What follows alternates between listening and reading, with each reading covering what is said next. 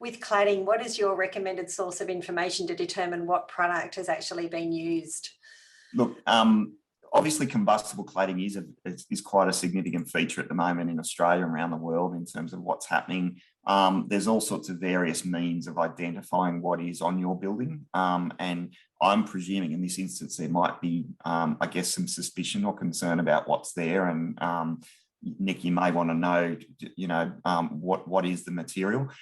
Certainly, in most instances, there's no real proper way of determining what cladding is on a building other than doing what we refer to as exploratory work or destructive work.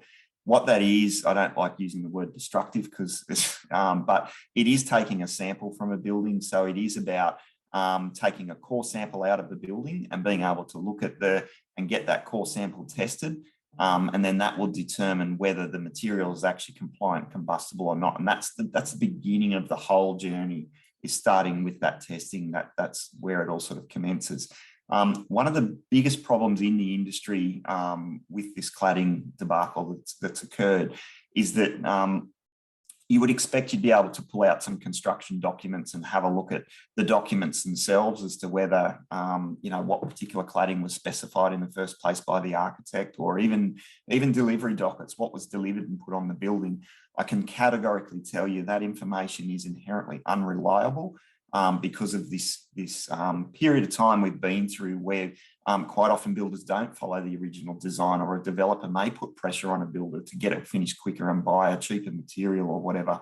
The only real way to understand what's on the building is to get that tested. So if it's, for instance, not combustible cladding or anything else, you'd be pulling off a portion of that, looking for markings and things on the back of the cladding. Normally when we do that, we'll do it in a discrete location in the building. We won't do it on the front facade or anything. We'll find somewhere where you can do it and test that just to see where that's going. But yeah, look, I saw your question pop up before. There's pressure from insurers at the moment. They are paranoid. They are asking owners to please explain, do you have a building that has got combustible cladding? Pretty unfair question in my view, because most owners really don't know. But if you are concerned at all, there are avenues to get tests done where it at least gives you some peace of mind as to whether a material on the building is flammable or not, and then that would then start a journey down a pathway of remediation if that was the case. Okay, and then Nick's just popped a question in there. Any idea of the costs involved, or is that just on a case-by-case basis, Bruce?